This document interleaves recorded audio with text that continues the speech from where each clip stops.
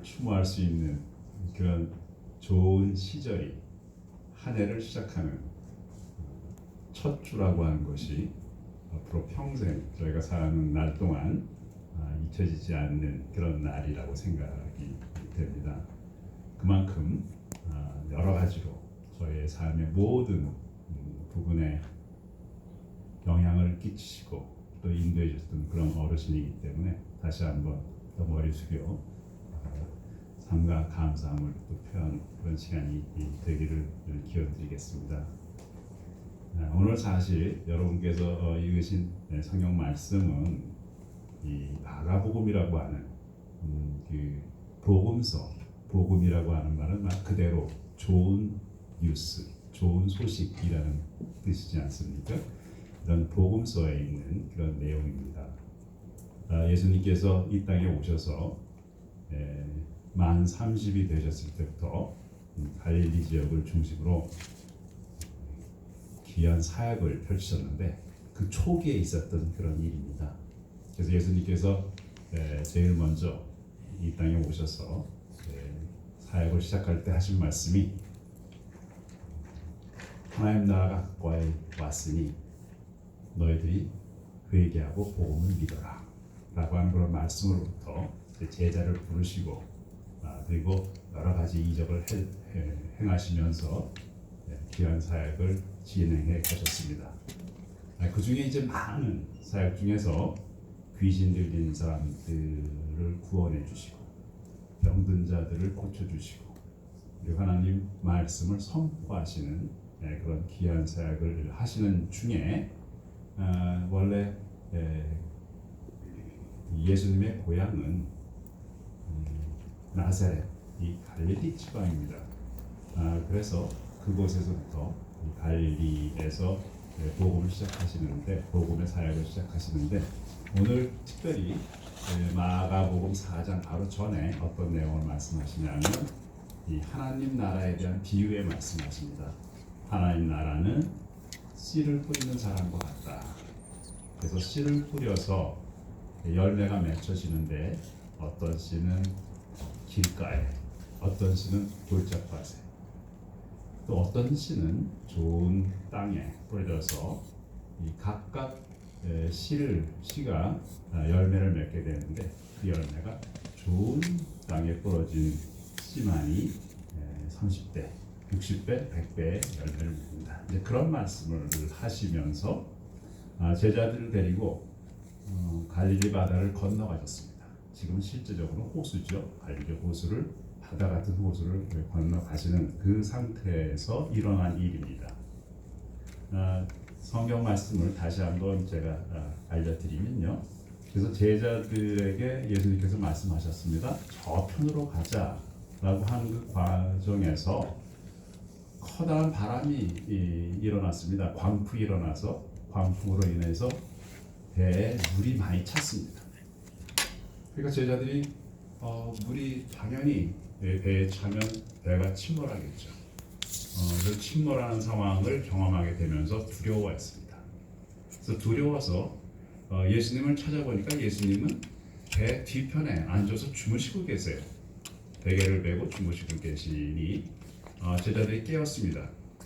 지금 저희들이 죽게 되었습니다. 예수님. 그렇게 얘기하는 제자들에게 예수님께서 뭐라고 말씀하셨습니까? 먼저 광풍을 꾸짖어서 바람을 멎게 하시고 그 다음에 제자들에게 이런 말씀하십니다. 왜 믿음이 없느냐? 어떻게 따져보면 지금 바다 한가운데 실제로 호수지만 이 호수 한가운데에 배가 침몰하게 됐는데 그 침몰하게 된 배에서 죽게 된 상황에 저희를 구원해 주세요 라고 말씀하셨는데 예수님께서는 믿음이 없는 자들아 라고 책망을 하십니다. 여기서 믿음이라는 게 뭔가 한번 생각해 볼 필요가 있습니다. 왜 도대체 배가 침몰하게 됐는데 그 침몰하게 된 어려운 상황에서 두려움에 떨고 있는 제자들이 구원해 주세요 라고 얘기했는데 예수님께서는 믿음이 없다라고 말씀하셨냐라고 하는 것이죠. 제자들이 볼 때 제자들의 그 해결 방법은 배를 안전한 곳으로 예수님이 인도해 주시든지, 그리고 아마 물에 가득 찬 배로 인해서 침몰을 당할 수 있으니 찬 물을 없애주시는 그런 행위를 해주셨으면 하는 그런 바람으로 예수님을 깨웠을 것 같아요. 근데 예수님께서는 조금 인간적인 생각으로 미루어 볼 때 다른 대답을 하신 거예요. 광풍을 꾸짖어 잠잠게 하셨는데 그 다음에 왜 믿음이 없느냐 라고 그렇게 말씀하십니다. 도대체 믿음이 뭔데 예수님께서는 제자들을 꾸짖으셨을까라고 하는 것이죠. 왜 믿음이 없는데 이런 일을, 믿음이 없기 때문에 이런 일이 일어났다라고 한다면, 역으로 만약에 제자들이 믿음이 있었으면 어떤 상황이라는 얘기죠? 제자들이 믿음이 있었다면 배에 물이 차고 침몰할 수 있는 상황임에도 불구하고 두려워하지 않을 수 있다라고 하는 것으로 해석할 수 있습니다. 배가 물에 잠겨서 빠지는 그런 상황이 됐는데 두려움을 갖는 게 당연한 것이죠. 그런데 예수님께서는 믿음이 없다라고 말씀하세요. 그럼 예수님께서 말씀하신 믿음이 있다면 배에 물이 차도 두려워하지 말아야 된다라고 하는 그런 말씀입니다. 어떻게 생각해 본다면 좀 이상한 말씀일 수 있어요. 당연히 우리가 이치적으로 생각한다면 배에 물이 차면 어떻게 되겠습니까? 배가 가라앉겠죠. 그게 정상인데, 그렇게 생각하는 것이 우리 인간적인 사고에 의해서 판단한다면 정상적인 상황인데, 예수님께서는 믿음에 대한 말씀을 하신다고 하는 것이죠. 그런데 도대체 믿음이 있으면 왜 배에 물이 찼음에도 불구하고 두려워하지 않을 수 있을까요? 예수님께서 말씀하시는 그 믿음은 우리가 사고하는, 이지적으로 판단할 수 있는 그러한 믿음, 아니면 그러한 생각이 아니다라고 하는 것입니다. 영어를 믿음을 영어 사전으로 찾아본다면 두 가지가 있습니다. 하나는 believe, 내가 확신한다라고 하는 belief가 있고, 또 한 단어는 faith라고 하는 단어예요. 믿는다라고 하는 믿음의, 신앙의 단어입니다. 예수님께서 지금 말씀하시고 있는 것은 너희들이 왜 believe하지 못하느냐가 아니고 왜 faith가 없느냐라고 하는 걸 묻고 계십니다. 왜 그럴까요? 여러분들이 믿는다라고 하면 제가 한번 물어볼게요. 혜진이 이거 종이 있죠? 종이에요. 맞아요? 종이라고 믿습니까? 믿어? 믿는데, 종이라고 믿는다고 얘기합니다. 믿어요. 그런데 이걸 믿어야 되나요? 종이가 종인데. 믿음이라고 하는 것은, 예를 들어 내가 물어볼게요. 혜진이는 앞으로 인생에 하나님께서 함께 하신다고 믿습니까? 아멘이에요. 그걸 믿는다고 얘기를 하는데, 믿는다고 물어보는데 그걸 믿음이라고 대답을 하지 않으면 믿는다라고? 바로 그런 것입니다. 내가 여러분에게 이걸 묻는다면 이게 종입니까? 라고 하는 건 faith를 묻는 게 아니에요. Do you believe this is a paper? 이게 종이라는 걸 믿습니까? 라고 묻는 것이죠. 당연한 거예요. 우리가 굳이 믿음을, 신앙을 갖지 않아도 이건 종입니다. 이게 꽃입니다. 이게 꽃이라고 믿을 필요 있습니까? 근데 사람들은 이게 꽃이라고 믿는다는 걸 믿음이라고 생각하거든요. 그러니까 예수님께서 말씀하시는 믿음 없는 너희들이라고 얘기하실 때 그 믿음은 그냥 사고에 의해서 결정한 지적인 판단이 아니고 절대적인 것을 알고 있느냐라고 합니다. 예수님께서는 이 요한복음이라고 하는 복음서에 특별히 우리가 얘기할 때 이제 복음이라고 하는 거 굿뉴스잖아요. 굿뉴스의 가장 핵심적인 요한복음의 말씀 중에 하나는 3장 16절 말씀입니다. 하나님이 세상을 이처럼 사랑하사 독생자를 주셨으니 이는 독생자 그리스도를 믿는 자마다 멸망치 않고 영생을 얻게 하려 함이다 라고 말씀하시죠. 말씀입니다. 근데 요한복음 8장을 여러분이 가보시면 요한복음 8장 32절 33절을 한번 읽어보면 좋겠는데 누가 읽어볼까요? 찬양이가 읽어보세요. 크게 큰 소리로 요한복음 8장 찾아보세요. 요한복음 8장 32절 31절 32절 읽으면 더 좋겠어요. 큰 소리 읽어주세요. 그러므로 예수께서 자기를 믿은 유대인들에게 이르시되 너희가 내 말에 거하면 참으로 내 제자가 되고 진리를 알지니 진리가 너희를 자유롭게 하리라. 진리가 너희를 자유롭게 하리라고 하는 말씀이 있어요. 근데 그 전에 뭐가 있습니까? 내 말에 거하면 제자가 되고. 그리고 요한복음 14장 한번 읽어볼게요. 14장을 가볼게요. 14장을 가보면 14장에 예수님이 이게 좀 길지만 한번 읽어드릴 테니까 들어보세요. 14장 1절부터 4절까지 3절까지만 읽어도 되겠어요. 14장 요한복음 14장 1절로 3절까지. 너희는 마음에 근심하지 말라. 하나님을 믿으니 또 나를 믿으라. 내 아버지 집에 거할 곳이 많도다. 그렇지 않으면 너희에게 일렀으리라. 내가 너희를 위하여 거처를 예비하러 가노니 가서 너희를 위하여 거처를 예비하면 내가 다시 와서 너희를 내게로 영접하여 나 있는 곳에 너희도 있게 하리라. 다음에 6절 읽어주세요. 예수께서 이르시되 내가 곧 길이요 진리요 생명이니 나로 말미암지 않고는 아버지께로 올 자가 없느니라. 네. 여기서 예수님께서 아주 중요한 말씀을 하십니다. 이 경우도 지금 제자들이 두려워하고 있어요. 근심하고 있어요. 근데 예수님이 뭐라고 말씀하십니까? 너희는 마음에 근심하지 말라. 그러면서 뭐라고 말씀하세요? 내 아버지 집에 거할 곳을 너희들을 위해서 장만했다. 그러면서 6절에 나는 곧 길이요 진리요 생명이니 나로 말미암지 않고는 아버지께로 올 자가 없다. 내가 길이요 진리요, 내가 길이요 다음에 진리요라고 하는 말이 있습니다. 진리요.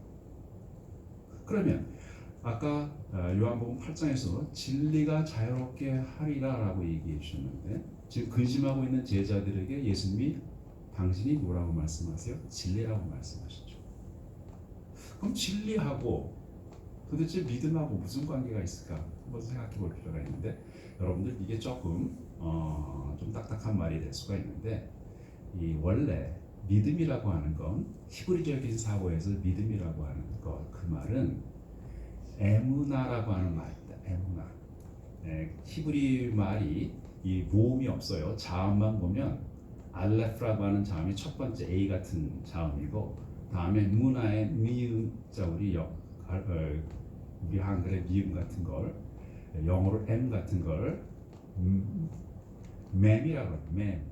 그래서 알레프 맴 다음에 N 우리말로는 나라고 얘기하는 거 니은으로 되어 있는 거 그걸 눈이라고 얘기합니다.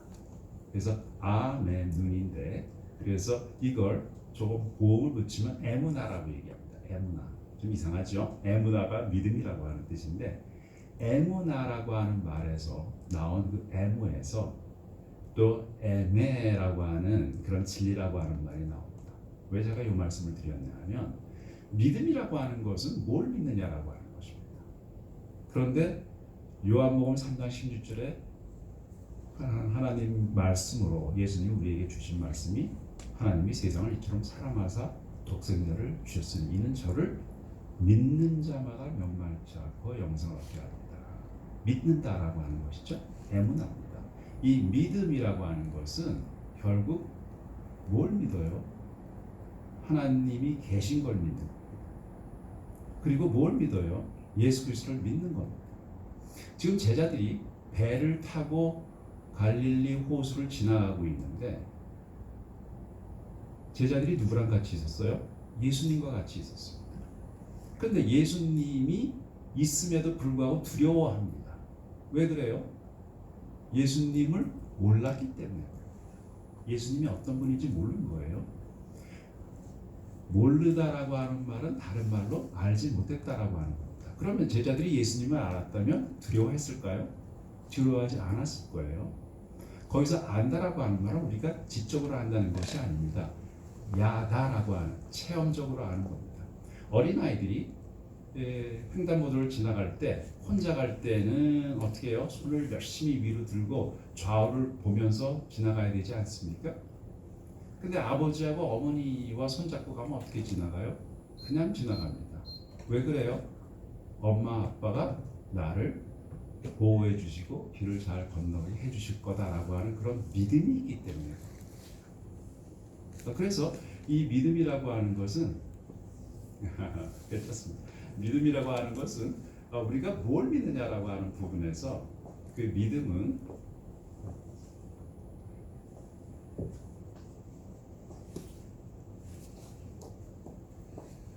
예수님이 말씀하신 그대로 예수님을 경험하지 않고서는 예수님을 안다라고 얘기할 수가 없다라고 하는 것이죠. 그래서 우리가 믿음이라고 하는 것을 그냥 쉽게 우리가 인식해서 우리가 어떤 지적인 판단에 의해서 결정하는 것이 아니고 믿음이라고 하는 것은 아는 겁니다. 근데 믿음이라고 하는 것은 아는데 그 믿음의 대상이 뭡니까? 지금 어떤 걸 알아야 돼요? 히브리서에는 하나님이 계신 걸 알고 예수 그리스도를 통해서 우리가 영원한 생명을 얻을 수 있다라고 하는 것을 아는 것이 바로 에무나의 대상, 믿음의 대상 보기 때문에 그래요. 에메스 다 똑같은 알레프, 맨, 눈입니다. 바로 진리라고 합니다. 그래서 진리를 아는 것이 너희를 자유롭게 하리라고 얘기할 때 여러분이 하나 더하기 하나는 둘이다라고 하는 그런 진리를 알았기 때문에 여러분이 자유롭게 되는 그런 의미의 자유가 아니고 여러분이 길이요 진리요 생명이신 예수 그리스도를 알 때 예수 그리스도를 체험할 때 여러분들의 삶은 자유로워진다라고 하는 그런 말입니다. 왜 자유로워져요? 두려움으로부터 멀리 해방되는 거예요. 왜 자유로워져요? 우리가 예수 그리스도 안에 거하기 때문에라고 하는 그런 말씀을 지금 우리에게 복음서는 얘기하고 있는 그런 내용입니다. 실제로 많은 학생들이 저한테 성적 때문에 찾아오는데 제가 성적을 줄 때 참 어려운 점이 있습니다. 왜 그러냐면 절대 평가를 하는 것이 아니고 상대 평가를 하기 때문에 누구보다 네가 못하기 때문에 너는 그 학생보다 낮은 학점을 받아야 돼라고 하는 그러한 현대 사회에 살고 있어요. 그러니까 모든 것이 다 상대적입니다. 근데 상대적인 상황이 되다 보니까 모든 것이 다 비교의 대상이 되고 있어요. 그래서 난 쟤보다 조금 나으니까, 난 쟤보다 못하니까 그런 생각을 하면서 살게 되는 그런 현대 사회에 살고 있습니다. 매우 상대적이죠. 게다가 현대과학이 매우 상대적으로 만듭니다. 우리가 이 자리에 앉아 있는 것조차도 그냥 단순히 확률에 의해서 결정된다고 얘기하는 그런 어떤 불확실성의 원리라고 하는 그런 물리학적인 개념이 있어요. 모든 게 다 상대적이고 모든 게 다 확률이에요. 만일에 여러분들에게 이런 질문을 해보겠습니다. 여기가 지금 6층이죠? 여러분들 편하게 앉아 있나요? 불편하게 앉아 있나요?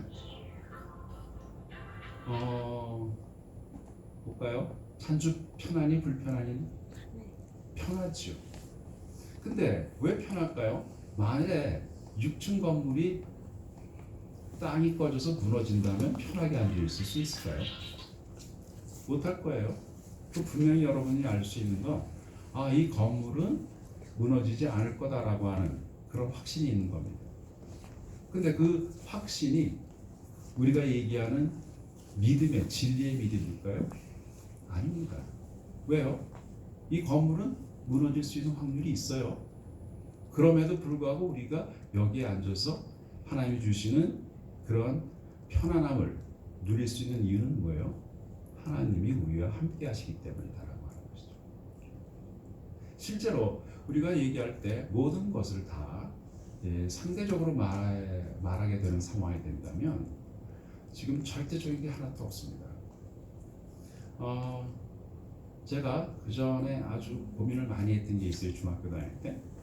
중학교 산수 시험에 수학 시험에는 4분의 2를 쓰면 틀리게 2분의 1로 꼭 써야만 약분이라고 하는 게 있어요. 약분을 해야 답을 다 만점을 준 적이 있었습니다. 그런데 사실 4분의 2와 2분의 1이 같은가요? 혜진아, 4분의 1과 2분의 1이 같아요? 응? 4분의 2가 2분의 1다. 응? 어떻게 돼? 혜림이 어떻게 돼? 4분의 2하고 2분의 1이 같아요? 응? 아니요. 같은 거 아니에요? 같은 거 아니냐고. 같은 거. 그래. 찬주는 어떻게 생각해요? 다르죠. 왜 다르죠? 같은 거. 4분의 1을 2분의 1로 쓰라고 학교에서 가르쳤는데 다르죠. 다르다고 얘기하네. 달라요. 왜 달라요? 4분의 1은 몇 개 중에 몇 개? 4개 중에 2개죠. 2분의 1은 몇 개 중에 몇 개예요? 2개죠. 2개 중에 1개죠. 근데 4분의 2라고 쓰면 틀리게 썼어요. 2분의 1로 써야 돼요.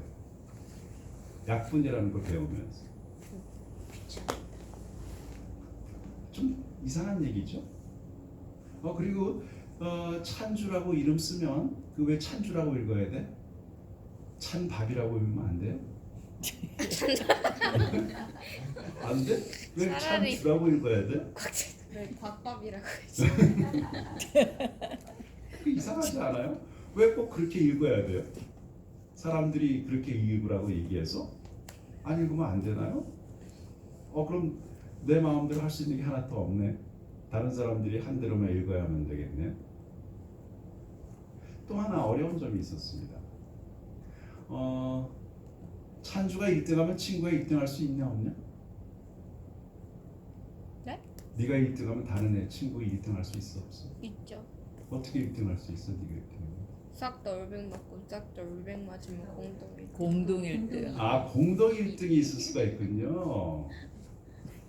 그것도 새로운 방법이네. 그러면 모든 학생이 다 공동으로 1등 할 수 있는 그런 시험 문제를 쉽게 내면 되겠네, 선생님이. 네. 그럼 다 1등 할 수 있겠네요. 1 더하기 1은 어? 1 더하기 1 막 더하 그 쉬운 아니야 어떤 애가 공주병이 귀여운 애가 그러면 또 한 번 물어봅시다. 1 더하기 1은 2예요? 네. 맞아요? 네. 그럼 큰 항아리 2개가 있는데 항아리에 있는 물을 한쪽에다 다 부으면 두 배가 돼야 되는데 항아리가 2개가 되나? 부으면? 내가 이게 왜 하냐면 좀 헷갈리게 하려고 그러지 않아요? 왜 그러냐면 우리가 너무 상대적인 생활을 하다 보니까 근데 불행하게도 대학에서는 모든 학생이 다 100점 맞는다고 A 플러스를 못 줘요 지금은. A 플러스 받는 학생은 몇 %밖에 못 주게 돼 있어요. 나머지는 다 B를 줘야 돼. C나 D를 줘야 돼요. 다 같이 100점을 맞으면 그럼 어떻게 돼? 시험 한번 또 봐야 돼. 그래서 더 잘 보는 애, 더 못 보는 애를 평가를 해야 돼요. 이게 상대적인 상황이에요. 그러니까 현대 상황은 모두 다 줄 세우게 하는 그런 것처럼 돼요. 그러다 보니까 내가 다른 사람보다 조금이라도 더 잘해야지 능력 있는 사람처럼 되어지는 그런 사회에 살고 있어요. 그런데 이런 얘기를 왜 하냐면 그러면 모든 게 다 상대적이다라고 얘기할 때 우리가 믿을 수 있는 게 뭐가 있을까라고 하는 그런 생각을 해볼 필요가 있어요. 이 건물이 무너지지 않는다라고 얘기할 때 그것은 우리가 생각해서 결정할 수 있는 건 아니에요. 왜요? 무너질 수도 있으니까. 그럼에도 불구하고 여러분은 안 믿을 수 있는 그런 사람이 되려면 더 중요한 걸 알아야 돼요. 여러분이 진리를 알고 있는지를 알아야 돼요. 마치 배를 타고 있는 제자들이 광풍이 불어서 배가 침몰할 상황이 됐는데 물이 들어와서 배가 바다 밑에 가라앉을 수 있는 상황이 됐는데 예수님은 우리를 구원해 줄 수 있는 분이다라고 하는 것을 알았다면 걱정하지 않았을 것 같아요. 바로 그것이 믿음이에요. 그래서 여기서 얘기하는 그 믿음이라고 하는 것은 우리가 사고를 통해서 결정할 수 있는 것이 아니에요. 이 믿음이라고 하는 것은 절대적인 것을 알 때 우리가 아는 것이에요. 그렇기 때문에 여러분들이 에무나라고 하는 그 믿음은 바로 진리인 에메스라고 하는 진리의 대상이신 하나님과 예수님과 하나님 말씀 또 성령님 예수 그리스도의 우리에게 주신 그런 구원의 역사를 아는 것이에요.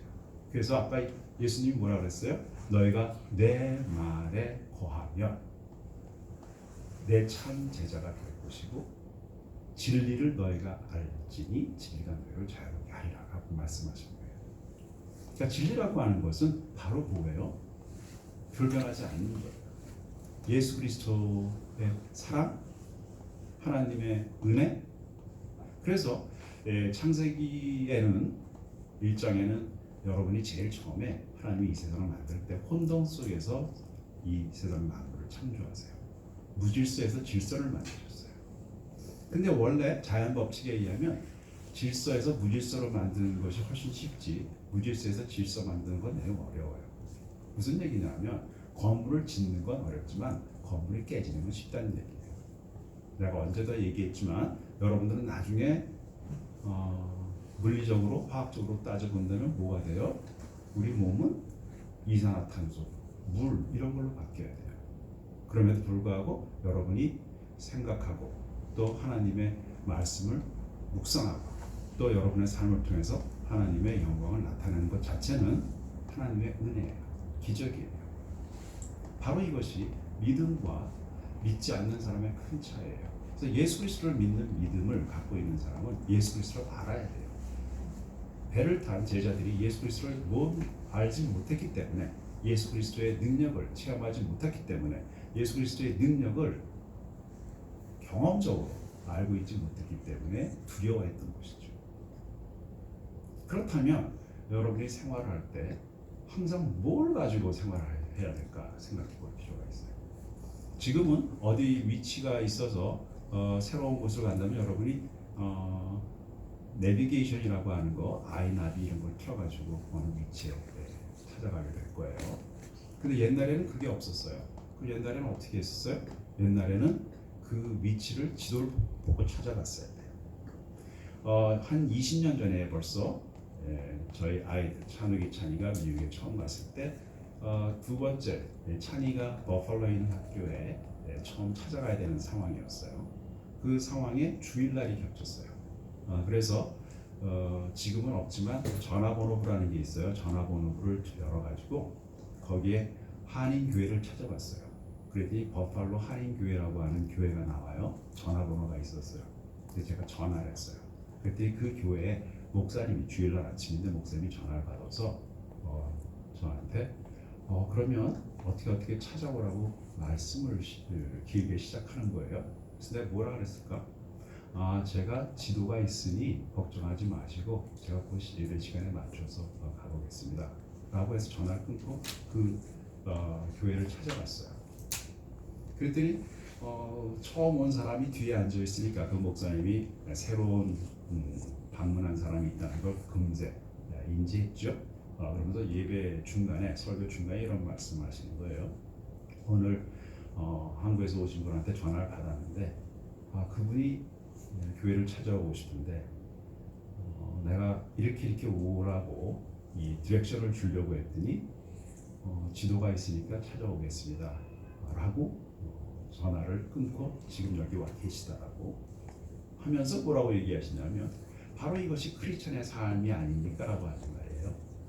그리스도의 삶이라고 하는 것은 첫 번째 지도가 있어야 되지 않습니까? 그 지도가 있고 또 그 지도를 믿어야 되지 않습니까? 라고 하는 거예요. 그 지도에 있는 위치를 믿어야 되겠죠. 그렇지만 지도가 있고 믿음이 있으면 이곳을 찾아올 수 있다라고 하는 그런 말씀하시면서 그리스도의 삶에 이 지도가 있습니다. 그 지도는 바로 변하지 않는 하나님의 말씀입니다. 그러시면서 그리고 찾아오는 것 자체 그것은 그 말씀 그대로 지도에 있는 위치 그대로 찾아오는 그러한 행함이 있을 때 그 믿음이 열매를 맺는 거 아닙니까? 라고 말씀하시는 거예요. 맞아요. 우리가 믿는다라고 얘기하지만 믿는 게 뭐예요? 뭘 믿어요? 여러분도 아까 얘기했지만 이게 컵이라고 하는 거 믿습니까? 라고 할 때 믿어요 라고 하는 그런 믿음과 여러분이 주님 안에서 하나님이 주시는 은혜를 경험할 때 여러분은 죄인이 더 이상 아니고 여러분은 구원받는 사람으로 영원한 생명을 얻는다라고 얘기한 그 복음의 말씀을 믿는다라고 하는 것과 큰 차이가 있죠. 그래서 히브리서에는 이렇게 돼 있어요. 믿음은 보이지 않거나 또 소망하는 것에 바로 그 결정체다라고 하는 것이에요. 믿음은 바라는 것들, 보이지 않는 것들의 결정체, 소망이에요. 믿음은 바라는 것들의 증거, 보이지 않는 것의 모습. 여러분들 히브리서를 보면 히브리서 11장이 믿음의 장이라고 그래요. 히브리서 11장은 아브라함이라고 하는 사람이 나와요. 아브라함이 믿었으니, 믿어서 어떻게 했어요? 갈대아 우를 떠나서 가나안 땅으로 가려고 해요. 그리고 그 믿음이 자녀인 이삭과 또 그 손주인 야곱에게 전하게 되면서 믿음의 가문이 만들어져요. 그래서 믿음에 대한 얘기를 하는데, 그 믿음이라고 하는 것은 바로 하나님이 계신 것과 하나님이 여러분에게 상 주심을 믿어야 된다라고 하는 그런 말씀을 하고 있습니다. 제가 한번 읽어드릴게요. 그래서 히브리서 11장을 읽으면 대답이 믿음은 바라는 것들의 실상이요 보지 못하는 것들의 증거니 선진들이 이로써 증거를 얻었느니라. 믿음으로 모든 세계가 하나님의 말씀으로 지어진 것을 우리가 아나니 보이는 것은 나타나는 것으로 말미암아 된 것이 아닙니다. 믿음으로 이 우주 만물이 하나님으로부터 만들어졌다라고 하는 것을 아는 겁니다. 왜요? 믿음은 바로 예수 그리스도와 하나님과 성령님을 믿는 것이기 때문에 그래요. 실제로 이러한 믿음을 갖게 될 때에 우리의 삶을 변하게 됩니다. 장인어른께서 가장 많은 말씀하신 것이 용서입니다. 용서. 너희들은 용서해라. 용서는 정말 빨리 해야 되죠. 그래서 포기도 퀴클이라고 하는 말이 있는데 용서는 빨리 해야 돼요. 그런데 장인어른께서 정말 평생을 교육자로서 많은 학생들에게 좋은 교육을 시키고 또 훈계를 주셨고 또 솔선수범해서 의롭게 사는 모습을 보여주셨어요. 정말 존경받는 선생님이에요. 저희가 작년에 장인어른의 제자들이 특별한 모임, 고등학교 졸업 50주년을 기념하는 모임에 저희가 장모님 모시고 참석한 적이 있는데 거기에 직접 장인어른의 육성을 녹음해서 그 제자들이 듣는 그런 시간을 저희가 목격을 했어요. 그러면서 정말 훌륭한 선생님의 본을 보이셨구나라고 하는 것을 체험할 수 있는 그런 시간을 가졌는데 정말 존경받는 선생님이세요. 그렇지만 잘 아시다시피 뜻하지 않게 산행을 하시다 넘어지시고 거의 의식을 잃으셔서 참 어려운 그런 시간들을 보냈지만 그 과정에서 제가 목격한 장인어른의 모습은 놀라운 변화의 모습이었어요. 그렇게 엄하시고 모든 것에 완전한 모습을 보여주려고 하시던 그런 어르신이 병상에서 매일매일 삶을 이어가는 그 과정에 놀랍게 예수 그리스도를 만나 변화되는 모습을 보면서 이제는 온전한 하나님이 세우신 그런 믿음의 어른으로 변화하시는구나라고 하는 걸 볼 수가 있었어요. 그 용서가 장인어른께서 예수님을 만나기 전에 하나님을 만나서 창조주로 인정하고 또 소망을 가지고 죽음을 넘어서 영원한 생명을 선물로 받으시기 전에는 모든 것이 다 합리적인 생각에 의해서 용서하시고 또 합리적인 판단에 의해서 학생들을 가르치셨어요. 그런데 예수님을 만나신 이후에 이 장인어른의 모습은 그리스도의 사랑으로 자녀들에게 하나님의 보호의 말씀을 전하고 싶어 하시고 또 친지들에게 하나님의 은혜를 같이 나누기를 원하는 그런 모습으로 변하는 그런 상황들을 목격하면서 정말 이제는 온전히 신앙을 갖는 그러한 놀라운 용서의 모습 그리고 영원한 생명을 소유한 모습을 가지셨구나라고 하는 것을 알게 되면서 하나님께서 하시는 역사다라고 하는 것을 다시 한번 깨닫게 되는 귀한 시간을 가졌던 것을 기억을 합니다. 실제로 장인어른께서 병마와 또 어려운 싸움을 오랜 시간 동안 지속해 오셨지만 그럼에도 불구하고 저에게 보여주신 그러한 놀라운 회복의 모습은 영적인 회복의 모습이었어요. 그 회복이라고 하는 것은 결국은 믿음을 통해서 진리를 발견하신 이후에 바로 그 진리가 장인어른의 또 성순현 선생님의 마지막 생을 자유롭게 하셨다라고 하는 것을 목격하게 될 것이죠. 정말 믿음은 바라는 것들의 실상이에요. 보이지 않는 것을 증거죠. 진리의 말씀이라고 하는 것은 변하지 않아요. 그런데 우리가 현대 사회로 살다 보니까 모든 게 다 상대적으로 얘기하다 보니까 마치 이지적이고 자기 판단에 의해서 합리적이다라고 생각되는 것만이 진리라고 생각하는 그런 잘못된 사고에 갇혀져 있어요. 진리는 우리가 이성적으로 생각할 수 있는 것이 아니에요. 진리는 초월적인 그리고 초이성적인 그런 하나님의 은혜예요. 그러면 어떻게 얻을 수 있을까요? 하나님이 주시는 겁니다. 여러분이 구하세요, 찾으세요, 두드리세요, 그럼 주세요. 만일에 고등학생들이 제가 지난번에 얘기한 적이 있죠. 행복해지려면 상대적인 그런 가치관을 갖고 있는 이 평가 기준에서 행복해질 수 있는 사람은 아무도 없어요. 아까 얘기했지만 찬주가 다 공통으로 1등하면 다 되지 않습니까? 맞아요. 근데 그렇게 되지 않잖아요. 수능 시험 보면 만점 맞은 학생도 있지만 그렇지 못한 학생들도 있어요. 그럼 만점 맞은 학생만 하나님이 사랑하는 학생인가요? 아니죠. 왜요? 하나님의 사랑은 그런 평가에 의해서 결정되는 것이 아니기 때문에. 그래서 우리 인생은 끝까지 가봐야 알아요. 가장 중요한 것은 처음에 하나님께서 여러분을 만드셨지만 여러분이 끝에 어떤 종착점에 다다르냐라고 하는 것이 가장 큰 문제죠. 아까도 말씀드린 대로 우리 인생에는 하나님께서 약속을 해주셨어요. 성경 말씀으로 지도를 주셨어요. 그 지도에 있는 대로 여러분이 진리를 찾아간다면 바로 그 진리의 삶을 통해서 하나님 주시는 은혜가 있어요.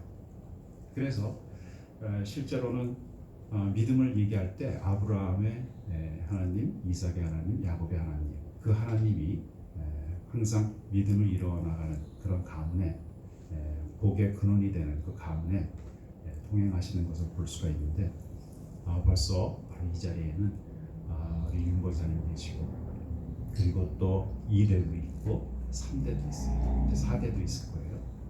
이게 대를 이어가는 믿음의 가문이죠. 근데 그 믿음이라고 하는 것은 정말 위험해요. 왜 위험하냐 하면 내가 판단할 때에는 그야말로 이상한 믿음이 될 수 있어요. 옛날에 사사라고 하는 그 시대가 있어요. 사사시대. 그때 사사기를 여러분이 다 읽어보면 각 사람이 자기 소견대로 옳다고 행동을 하는 그런 시기예요. 다 내가 생각할 때 내가 옳아요. 그렇지만 결국은 하나님부터 멀리 떨어져서 거룩함을 잃어버리고 그리고 하나님이 주시는 은혜를 벗어버리는 그런 삶 속에 자기 자신이 빠져 있는 것을 발견하게 되죠. 바로 그것이 죄악이죠. 우상 숭배입니다. 여러분들이 만약에 우상 숭배라고 하는 것을 이상하게 생각할지 몰라도 건강은 우상 숭배할 수 있죠. 건강을 숭배할 수 있어요. 또 성적을 숭배할 수 있어요. 그리고 경제적인 여유, 돈을 우상 숭배할 수 있어요. 여기서부터 자유로워야 돼요. 아까 뭐가 자유를 지킨다고 했어요? 진리가 자유롭게 해요. 그럼 진리가 뭐예요? 진리와 똑같은 진리는 아까 얘기했지만 에무나랑 똑같은 말이에요. 뭐가 여러분들을 자유롭게 해줘요? 믿음이 자유롭게 해줘요. 근데 믿음의 대상이 뭐예요? 하나님께서 여러분을 자유롭게 해주세요.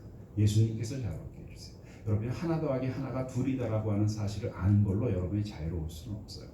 그렇지만 하나님께서 여러분을 만드셨고 여러분이 죄악 가운데 있을 때 예수님을 보내셨고 그분이 우리의 죄를 위해서 십자가에 못 박혀 죽으시고 그리고 장사한 지 사흘 만에 부활하셔서 하늘에 오르사 거룩한 곳에서 여러분들을 성령을 통해서 은혜 허락하시고 구원의 삶을 허락하셨다라고 하는 것을 믿는 것이 진리에 거하는 삶이에요. 바로 이것이 여러분을 자유롭게 해주는 겁니다. 이 자유로움이라고 하는 것은 마음대로 할 수 있다는 걸 의미하는 것은